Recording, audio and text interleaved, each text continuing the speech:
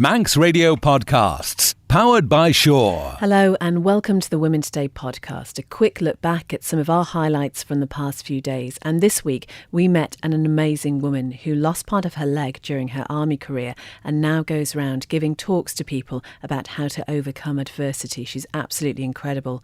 We also discussed why women are putting themselves at risk by ignoring key health issues. And we talked about the woman who was sent home for not wearing high heels to work. But first, on Friday, we talked about Eurovision, and that is a subject that I know all about, clearly. Mm-hmm. OK, well, we have been asking which is your favourite Eurovision song. Is that right? Yeah. And the unanimous answer was Walking on Sunshine by Katrina and the Waves, probably because it won. So to finish today, we will have that song to play us out. If you want to keep up to date with what we're doing on... Didn't it win? Didn't win. It did. Came second, didn't it? No, Katrina and the Waves' Love Shine a Light won. Walking on Sunshine just happens to be a it's the wrong song. It's the wrong song. We like it anyway. Yeah, but we're doing this one because it's sunny and that's all that matters. Bicycle. I want to ride my... Bike for Life was an initiative that we started last year. We spoke to various different groups on the island. We spoke to individuals who have long-term health-related issues or disabilities, and we found out that a lot of individuals wanted to get back into cycling. So this all started last year, and it was a great success. We had loads of people come down, adults and children. So we're carrying it on this year, which is fantastic. So the bikes themselves are adapted, are they? Yeah, they're inclusive bikes. So we have a range of bikes varying from trikes to special needs kind of bikes, quad bikes. We obviously have tandems and mountain bikes already to use, but it's just sort of building that up, building the number of bikes that we have available. So hopefully it will reach everybody's needs and everybody can take part in cycling. I want to ride my bicycle. I want to ride. The hope is that for then individuals then to get a bit of confidence and then either purchase a bike themselves or go out onto the plantations or out on the road if they've got enough confidence. But at the moment, what we do is just a little session around the NSC Raceway. So it's all closed off. Obviously no traffic whatsoever, and it's just a really safe and enjoyable environment for people to get involved in. It must be such a good thing for people with regards to not just obviously physical health, but sort of emotional, psychological. Because if you either have a long-lasting disability or you've had an accident or something that has affected you, this has got to be a good thing for you. Yeah, absolutely. We've got individuals who, I guess, have given up with exercise and think that they can't take part in anything, and Bike for Life is just a great new initiative for people to get back involved in cycling. I mean, we had individuals who were 85 plus at the Bike for Life sessions last year, which was great to see. You know, they wanted to make sure that they could cycle with their grandchildren or what have you. So it's just great to give that sort of new life back to actually take part in sport again. Well, we just know each other. We're like family to each other. So, you know, we just get on with it, and it's great because it's fun. And my strengths are Dave's weaknesses, and Dave's weaknesses are my strengths. So it's a great partnership, and we're genuinely enthusiastic about what we do because we're incredibly privileged to do it. So, and we're very lucky, and we appreciate that most every day. And you travel so much as well with your job. Where have your favourite places been that you've been to, would you say? Oh, it's too many. In the early days, Argentina was an amazing trip. Yeah. Namibia was stunning. You know, that was the biggest thing, because when we first set out, we never set out to be a cookery show. You know, and we set up across the Namibian desert. There's not a lot there, really. It's kind of like, in those days, with the BBC, we were fortunate to be able to kind of just get on with it and see what happened. We had some very good producers. What would you eat? Springbok, kudo. Which is generally really good meat to have, isn't it? Very lean as well. Yeah, it's very lean meat. And then one of the things, we cooked this earth oven, do you remember, with that leg of lamb with lion berries, and we cooked over the wood from the Oramborongbongo tree, and I'm not having you on. Can't say that, definitely. Oramborongbongo tree. Oramborongbongo tree, and it's the iron tree, and it's a very sacred tree because it's very dense, and it makes incredible wood fires. But the only problem is that we were on the Garibis Plains at the time. And we did this earth oven, and it was all fab and marvellous, but we forgot we put it. I goes, "Did you leave the stick in?" Dave goes, "No, you were going to smell the lamb." But there's like 533,000 square miles of desert, and there's no point in going with your bare feet because the said desert was hot. So it was just kind of sniffing around, and in the end we found our dinner. but it was just ridiculous. When the sun went down, there was still one patch of hot desert. That was our tea. There's my tea. Get in. Aye. But you know, the second country that we ever filmed in was the Isle of Man. And again, that was because we always wanted to go to the TT.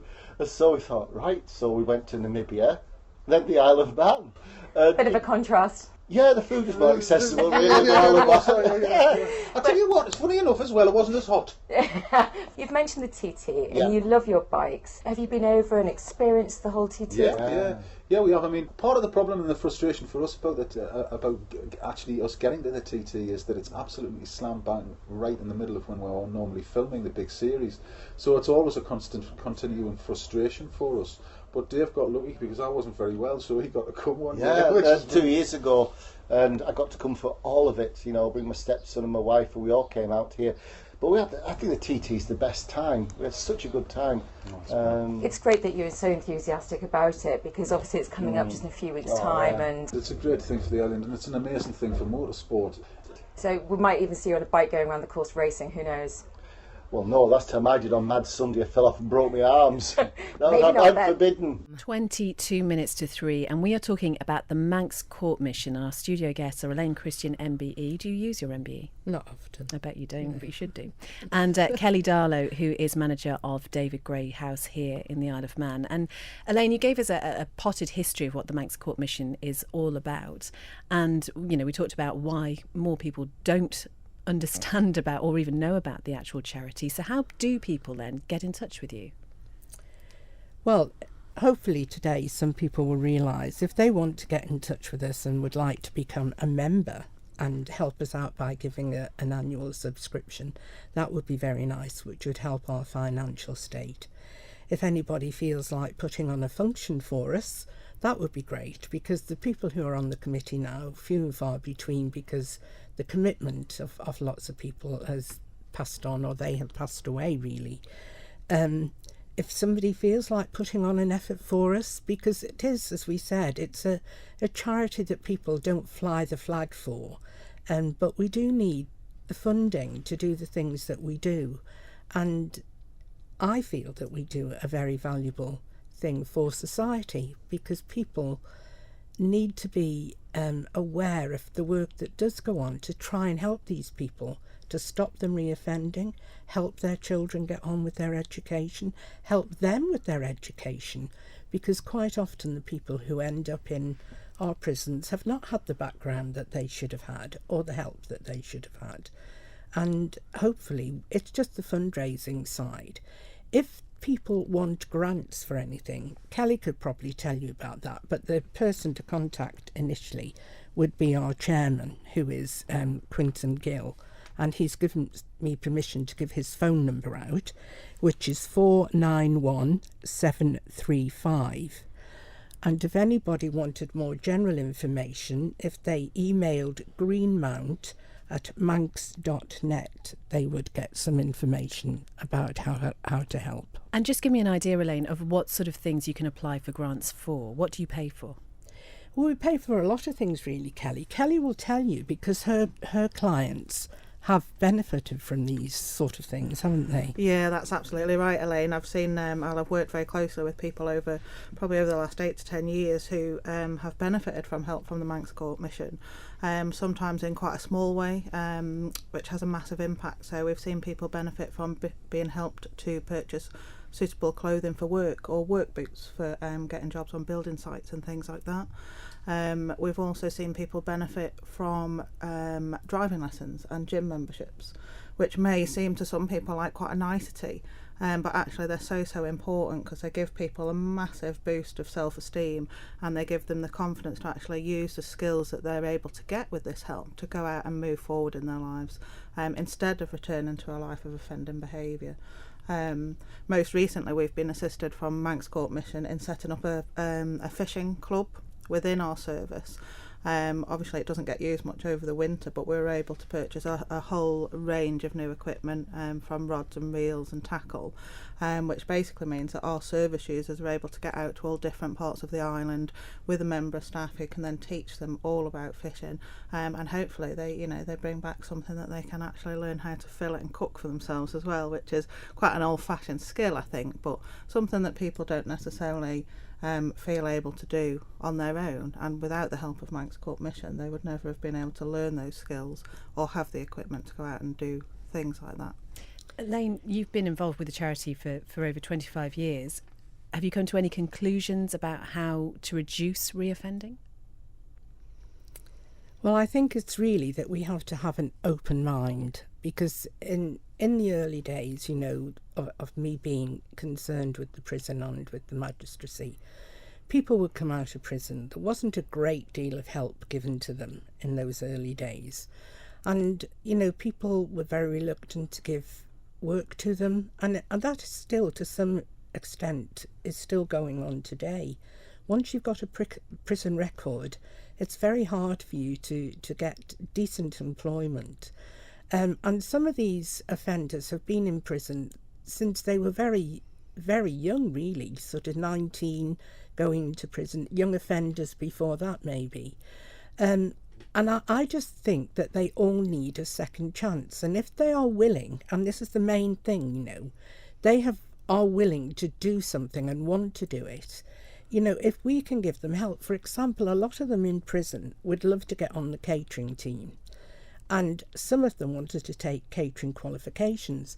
If they came out of prison and wanted to carry on with their catering career, they need uniform, they need special equipment to do that. And education in itself, if you need to buy books for any courses that you want to do, well, if they've been in prison for 2 years or more, they've nothing behind them, no financial savings. They come out, they're on the meanest, I don't mean mean, but on the lowest of benefits perhaps. So they can't achieve these sort of things. And I just feel that everybody deserves a second chance to do better. I suppose this is a question for both you, Kelly, and Elaine. And I just wonder how you feel, maybe the general public perception of people who've been in prison. I mean, how much that holds people back from actually coming out and starting a new life. Kelly, what would you say? I think there is a stigma around people that have a criminal record, but I'm happy to say that I do think that it is changing. People are becoming more aware, more open-minded, and we are breaking down barriers in terms of getting people into full-time education or employment. But as Elaine said, things like that it's absolutely reliant on people being open-minded and being able to see past that record and past that previous behaviour, and giving people the chance to actually step up and prove themselves and show that actually, they can hold down a job and they can stay out of prison.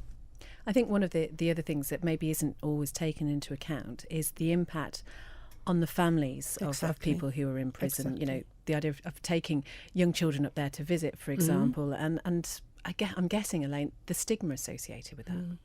That's true. In recent years, we've had in the prison itself, the Mothers Union have done great things by having a play corner for when children go and helping out in that way. When I first was associated with the prison, children weren't allowed. And when I put forward that we should do something about this, we actually wanted to have a mobile classroom within the old prison where the children could go. You have no idea at the reports and the things that were said. Why should these kids be seen, see their father? We've got to do things like this. You can't go on separating people. You've got to work together. Those children can then end up criminals themselves if they're not guided in the right way. There is maybe, again, the misconception, and I'm saying that as somebody who has no experience with the prison system, but that it's an easy life, that you go up to the prison in Derby and actually, it's a bit cushy. Well, it's not. If you think that the chief thing is that they are denied their freedom. You can't choose a menu. You can't choose when you go out and get your fish and chips, or when you go to have a pint, or when you decide to ring up somebody. There are all rules and regulations you have to follow. And it is a denial of their freedom. And we could go on for a long time about if there are alternatives to prison, which in some cases I think maybe there are. But in the end, if people are deemed to be dangerous to society, there has to be some sort of retribution for them. And certainly if people are really dangerous, some way of keeping them out of society. But while we've got them there, they should be treated humanely and helped in whatever way they can to better their lives, to change their lives. And if they get in prison and light dawns on them, you know, if they want to do a certain course, certainly we should look into see, well, why can't we do this? But the Manx Court's mission does need a lot more support, a lot more news spread about it, really, to say the work that goes on. And it goes on quietly in the background. We don't go out flying the flag and shouting, come and help Manx Court's mission, but we do need some more help and some more financial input to help the likes of Kelly. The people can apply for these grants are the people who are working with criminal offenders or people who've been in prison or awaiting prison or waiting courts. The social workers, the probation workers, they can all apply to see if they can get a grant for anything. The person themselves can't apply directly. It has to come through one of the, like through Kelly or through these social workers, as I say. But if they haven't and they've explored every other avenue, you know, if there's help needed for something, the cooker that's blown up in the kitchen, you know, and they need a little bit of help and they can't get it from anywhere else, they are entitled to apply to Manx Court's mission. Kelly, what would you say would be the typical attitude of somebody who has been in prison and comes to David Gray House about starting again? It changes from person to person, to be quite honest. But I think in general, people come to us and they're quite dubious. They're not sure what's going to be available to them. They've often had so many disappointments and they've actually been let down so much in the past that they struggle to believe that things can be different. So a lot of what we do in our role is actually supporting them to build up their self-esteem and sort of upskilling them, giving them the confidence and the self-belief that things can be different. But then it's things like Manx Court Mission that put the practical and the financial assistance in place that actually help us to demonstrate how different things can be for people. And usually that's when we actually can see people on that journey really benefiting and moving forward. How, from your point of view, do you feel when you see somebody who does go on to reoffend? It's important in my role, you can't take it personally. We can't help everybody, but our service is there to do what we can for the people that want to engage, and ultimately it is reliant on that willingness and motivation by the individual to make the personal changes that are needed. I grew up out in the country. My eldest brother had always wanted to join the army, so he kind of made it a conversation that we had at home, I guess. And I knew that, you know, doing something physical was as well as mentally challenging was what I wanted in a career, and really sort of, you know, properly working with people. And then I guess I started to gain a concept of how proud I would be to serve my country as well. So it was a bit of a growing thing, but certainly from a young age. And in terms of training and actually getting into the army, how did that sort of live up to the dream? Well, always been physically active, you know, so played sport throughout school, trained, you know, really sort of conscientiously sort of during the end of sort of university, just before I went off to Sandhurst, so I could properly get up to speed. I did some travelling and made sure I carried on with my running and my sit-ups and press-ups and all that stuff. We had a programme to follow. And then, yeah, the year at Sandhurst was really tough, but so enjoyable. You know, you learn an awful lot about yourself, about the girls and the guys that you're training with.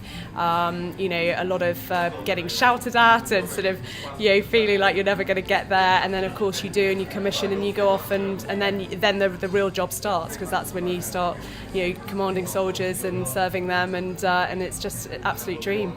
And then in November 2008, I guess it's almost the unthinkable, but you know that you're going into a job which is potentially incredibly dangerous, and you were involved in an incident. What do you remember about that? Well, firstly, thank you for mentioning that it's an incident, not an accident, because some people refer to it as the latter, and they definitely meant to put the bomb there. So, yeah, you absolutely know that you're entering a high-risk environment, but equally you don't step out of the gates every day thinking that something's going to happen. You can't, you couldn't function if you're going to think like that. So, a few incidents had happened during the tour before the incident that I was involved in. But again, you get on with it, and I was very fortunate that the guys that I was working with were incredibly well drilled, and all of the training kicked in and the evacuation was seamless.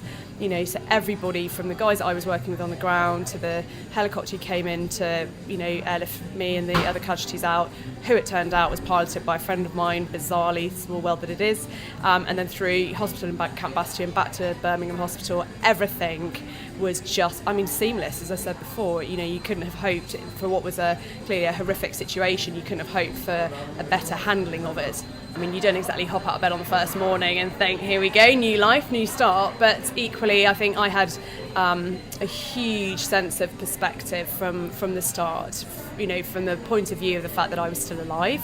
Colonel Sergeant Krishna had died in the explosion, and I was safe back in the UK and back, with family and friends and being looked after, whereas, of course, my boys were still out in Afghanistan. So those two things really sort of served to help me to deal with it very quickly, because I kind of had to. There was no excuse. There was no, nothing. If I just kind of festered and felt sorry for myself, then nothing was going to get any better. But I didn't do it on my own. I had an amazing support team around me, as I still do. So. But this is the key to why you go around and do this public speaking now, is really showing people that you can't have any regrets about anything, and you really have to take whatever life throws at you and get on with it, which you did with a rather amazing expedition.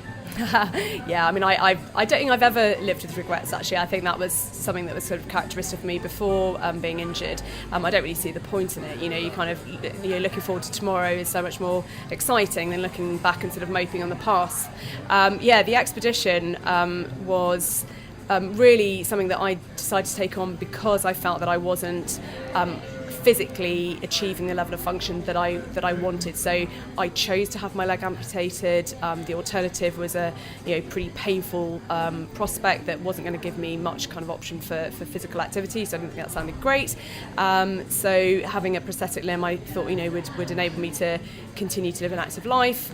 I didn't feel, a couple of years down the line, that I was really achieving what I wanted. So had some revision surgery and took on the expedition because I thought, well, that was a good goal to work towards, and sort of reminded it's quite an extreme goal. But I obviously needed something of that kind of magnitude to really get me out of the office, into the gym, out on the hills training. And I think because it was a team expedition as well, having a team to train for and with definitely helped, because a lot of rehab had, despite the sort of the massive support team that you have around you, it's quite a solitary journey, so and then of course to be doing it for Walking with the Wounded, the more that I became involved with the charity, the more passionately I really felt about helping them to raise money and awareness for the incredible work that they do, which is getting servicemen and women's lives back on track who haven't been as fortunate as me to be able to continue serving post-injury. And were you the only woman to complete that expedition? No, I was the only woman in the British team, but there were two girls, Margot and Therese, in the American team, and then Vix, our amazing expedition manager as well, who made it all happen. So that was 3 years ago. What's the next big goal then, Kate? Well, I'm physically, sort of physical challenge, so that's what people are often interested in. I'm off to Morocco in June with one of my teammates, actually, Ibby, from the expedition, one of my tent buddies. So we're going to go and climb Mount Toubkal with a group of people, which will be great fun. And the altitude in Antarctica was something that really hit me and I really struggled with. So I had sort of said that the next physical challenge I did, I wanted it to sort of involve altitude in some way, and it's nothing major, but it'll be great fun, and it'll be lovely just to have a few days walking in in the hills. But arguably my biggest challenge since the expedition was leaving the army last summer. So that was never as interesting an answer for people though. So I'm glad I've got Morocco to talk about now.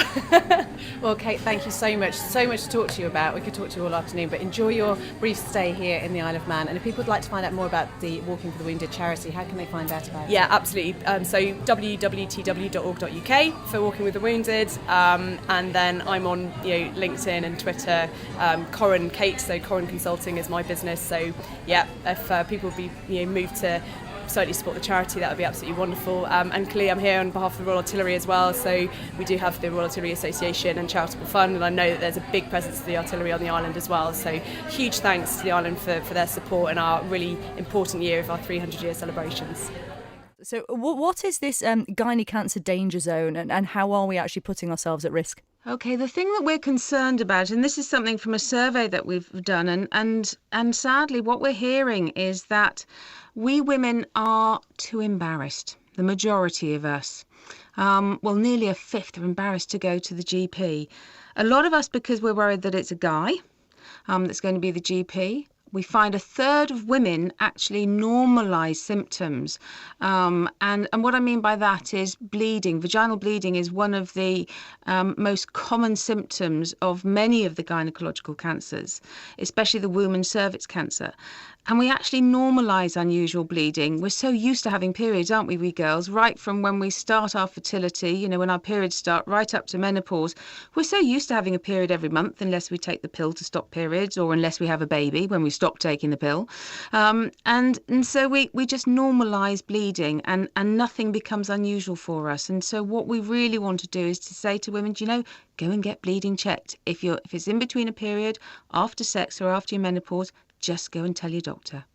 This is actually something we've covered a lot recently, the idea that women are embarrassed to go to the doctor, because we've been of course, last month was bacterial vaginosis month, and we were discussing how women are just uncomfortable to go to them. But of course, you can, if you do want to, you can request a female doctor anyway, can't you? Well, you can. And in fact, I was talking to a young woman yesterday. I was at a fundraising event for the Eve Appeal held in Basingstoke, and she came up to me afterwards. I'd done a talk, and she said, do you know, the thing is I want to go for my cervix smear, but I'm just frightened it's going to be a man.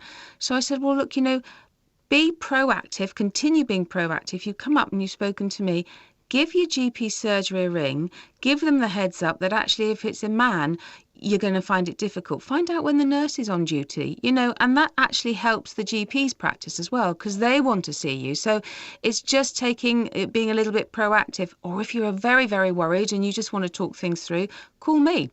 So today we launch Ask Eve on 0808 802 0019, or you can find us on the website. Just put in Ask Eve to your web browser and you'll find us, and you can ask us questions and get the confidence to go to your GP. How prevalent is gynecological cancer? It's the fourth largest cancer, all the cancers put together. It's the fourth largest cancer of women in this country. It's just something that we don't talk about. I think it's quite often that we sort of think of women's cancers as breast cancers, and those below the navel we just don't talk about. Yeah, and how dangerous is it to us? Well, if we catch the disease early enough, so if we go for those smears and catch our cervix cancer early enough, if we take that unusual bleeding or any other pelvic symptoms, so that might be bloatedness or a heaviness or a change in bowel habits or peeing more often, you can see they're all rather non-specific. If we take those symptoms to the GP early enough, many of the cancers can be diagnosed and cured. An interesting thing as well is the fact that it looks like the survival rates from these cancers are much better in Europe. Is that because, as you say, it's, sort of we're not going to our doctor, so it's perhaps just a very British thing, or are they just sort of better equipped in Europe? Or well, we all use the same drugs, we all use the same techniques through worldwide research. So I think you're probably right, Christy. Is it because there's a correlation that we just don't go to the GP soon enough because we just don't talk about it? So hence being here and talking with you today and sharing that fact. Let's get women to come to their GPs. Now, did you hear about the 27-year-old woman working for a city firm in London who was sent home for refusing to wear high heels? Nicola Thorpe says she was laughed at when she told her bosses she didn't want to wear high heels on her first day as a corporate receptionist. She arrived at the accountancy firm PwC wearing flats, was told to go home without pay unless she went out and bought heels that were between 2 and 4 inches high. She refused and alleges that Portico, the firm that runs PwC's reception at its office in Embankment, central London, followed through with the threat. Portico has now apparently changed its policy, saying with immediate effect all our female colleagues can wear plain, flat shoes. But, she signed up to this job. Presumably there is a contract, and Jackie Hall, it will have said at some point in there that heels were a necessity. I bet it was right in the small print. And I would never wear heels. Not ever. But that's not true of you, is it, Graham Hall? No, I used to have a lovely set of high heels, actually. I remember coming back from a Who concert late at night in Newcastle when I was a kid, and as I was coming down the railway bridge, I slipped from one step to the next and took both heels off.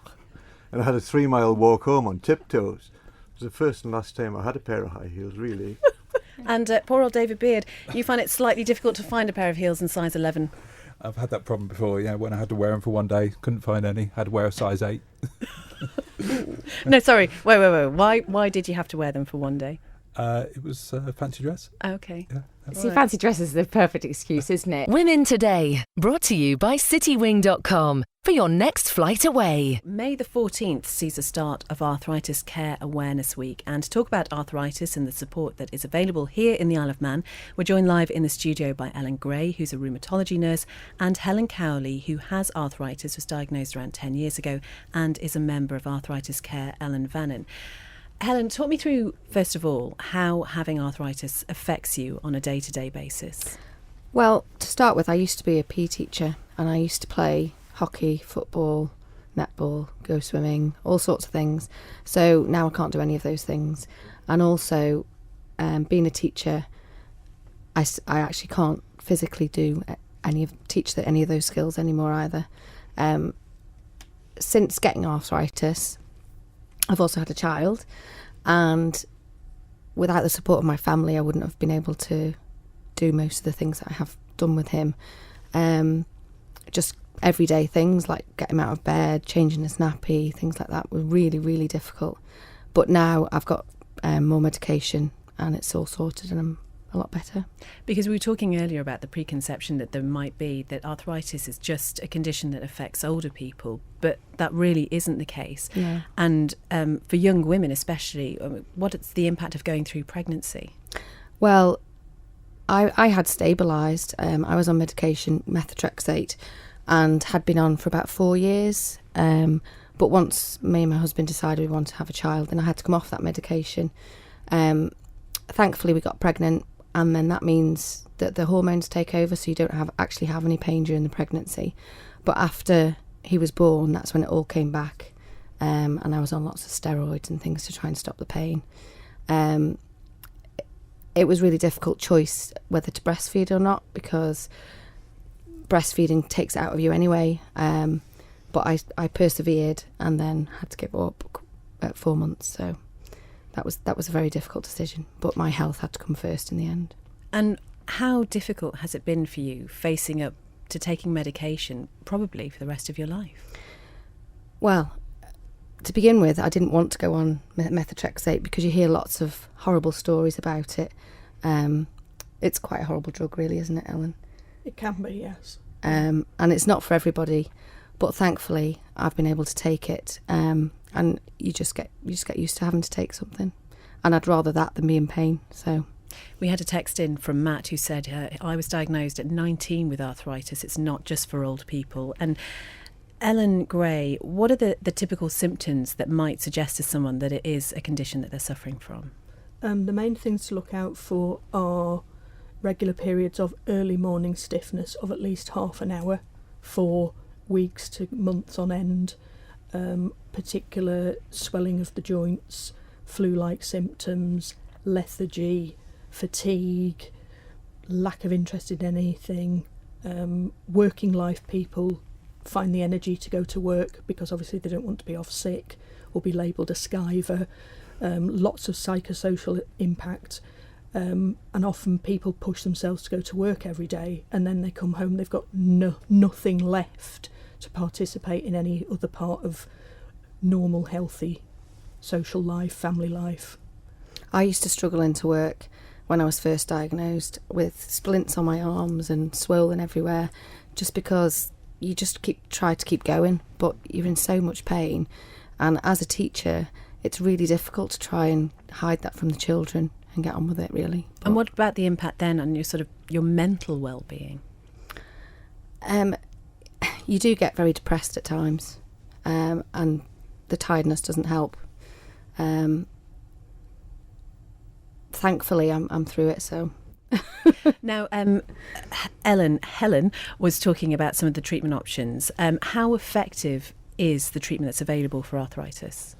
The drugs we have available now, which, I trained in the early 80s, back when patients didn't get the level of treatment that Helen's on until they were already quite disabled by it, whereas now worldwide the thinking is treat it early, hit it hard, basically, hit it early, and the long-term prognosis is so much better than it was probably even 10 years ago when I first came into post on the island. And there are new treatments out there are new developments coming through all the time. So it's not always that we can look at a person and say, you've got this will work. It's a question of, a lot of the time it's trial and error, and people can go for quite long periods of being unwell because we can't quite get the balance right. That's what happened to me last year. After I'd given up the breastfeeding and went back onto medication, I wanted to try different treatments that I'd done before. It's quite a long time, like 3 months doesn't seem that long, but it is when you're in pain. So it was 3 months and then try another one, 3 months, then try another one. So it's quite a long time. And what do we know, Ellen, about what causes arthritis? Is it a genetic condition, or is it something that you pick up if you've had a serious injury, for example, in the past? Now that's something that not arthritis care, but arthritis researchers are involved with, is looking at what causes it in the first place, because we can tell somebody what they've got and we know what's the best option to try to treat it, but we can't always say you've got this because. And sometimes it can be stress, trauma, previous illness. Like Helen was told, it could be to do with the knee injury that she'd had. And there is a genetic component, but it's not hereditary. It's one of the first questions you ask is, why me? Why have I got this? And nobody can give you an answer because nobody seems to know. And really, this can affect anybody of any age, even babies, Ellen. Yes, yeah. It can be diagnosed from 0 to 100 and odd. More rheumatoid, more common from 35 to 60, psoriatic arthritis from 25 to 55. Different forms of arthritis come on at different ages, but any of them can strike at any age. So the reality is then, we've got at least 8,000 people in the Isle of Man who have got some form of arthritis. And Helen, you are a member of the Arthritis Care Ellen Vannon, which offers, I'm guessing, support and just the ability to talk to somebody who truly understands what you're going through. We've been providing coffee and chat nights around the island in the different harbour lights for the last year. We've tried other things, but we haven't had much take up for it. So we want to get the message out there that we are here. And if you've got any ideas that you would like the Arthritis Care to do for the community, then we're here to tell us and we'll do it. I was talking about Arthritis Care Awareness Week, which starts on the 14th. What specific events are you doing for that? Next week we've got 2 coffee events happening. One in the morning on Tuesday the 17th from 1:30 till 4 o'clock at Datu. And Datu, just for people who don't that's know. Where Ellen works. It's the place next to what was Ward 20, isn't it? Yeah, in the Newlands building at Nobles Hospital. Yeah, and so the other coffee is on the Wednesday as well from 10 until 12:30. So we just want people to come along, have a chat, talk about their challenges and triumphs, and share ideas of things they've tried, things they haven't tried, that haven't worked, things like that. Basically, we want to try and help people beat the isolation which can result from the pain that's caused by arthritis. Oh, the Deadwood Stagers are rolling on over the plain. Christy, they're just putting the other seats in there so we can have a go. I'm not sure I like the way Linda said, ooh, this is going to be good fun. She said she's going to go really quick with us. I'm sure we'll be fine. It's an enclosed arena, it's fine. Crack away, whip, crack away, whip, crack away. See you on the other side. We're in. We're in. Okay. Look, there's a pony in front of us. Be gentle with us, Linda. Oh, Christy's got some reins. My word. Oh, that makes me feel even more nervous. Oh, I'm in control, Beth. I'm in control. Okay. Do you know what you're doing? No. I haven't got a clue. Okay. Christy's got reins. Bertie's ready to go. And, yeah. What do I do with these, Linda? She's very good at telling people what to do, so I have every confidence in this bit. So rude, Beth. Are you ready? Okay. Bertie, walk on. Ooh. And we're going. Look at this. I made him move. Wow. Oh, walk on. So are you like the second driver essentially? So if he sort of takes off and doesn't stop, you can jump in, can you? Yes. I have a second set of reins so that I can control the horse if needed. But I do with all my sessions, no matter what disability, if I can, I try and teach the person to drive correctly. Have fun, go in and out the cones. We've got a circle today, and then down the bottom of the arena we've got cones with colours, so that helps people to identify colours, and we talk about colours, and we can talk about parts of the carriage, parts of the horse, you know, and enjoy and give a wave to the people that's in the restaurant when there's a few people here. Ooh. Are you ready? Oh my gosh. Ooh, we're going to go for Trot. Trot. Oh, look at that. It's quite quick. Oh. Determined he goes through the cones. Come on. Can I get him through? Yeah. Hey! You could have got a double-decker bus Head through to the there. outside cone. Oh. Lovely. Walk on. Wow. I am Good a bit boy. impressed, Do you know what? Edie. We're going so quick, my eyes are actually watering. How do you think she's done on her first attempt? Extremely well, actually. Yes. You are far too kind. No, you were good. Lots of people go, oh my God, it's so far. Because you've got 15 foot, 18 Yes. foot between you and the horse, really, from his mouth. You really are getting far too used to Oh, it. I like it. I do feel quite regal, actually. I could get used to this way of travel. Are you going to demand now that this is the way you get moved around from now? Yes, this is how she'll be arriving to Douglas Head tomorrow. If you could be at mine, it's suitable time. Thank you so much for downloading the Women Today podcast. If you'd like to keep up to date with what we're doing, then you can head over to the Women Today Facebook page. We're also on Twitter. It's @MR Women Today. And as ever, we'd love to hear from you. If you think there's something that we should be talking about, do get in touch with us. You can email womentoday@manxradio.com. Until next time then, goodbye. Don't sit in the slow lane. Join the fast lane right now with Shaw's all-new Superfast Plus broadband. Enjoy more bandwidth, amazing speeds and the best value on the island from just £23.95 per month. So don't be left behind. Get a piece of the high-speed action with Superfast Plus broadband from Shaw. For details, visit our stores in Douglas, Ramsey and Port Erin or click shaw.com. Love being Shaw. Terms and conditions apply.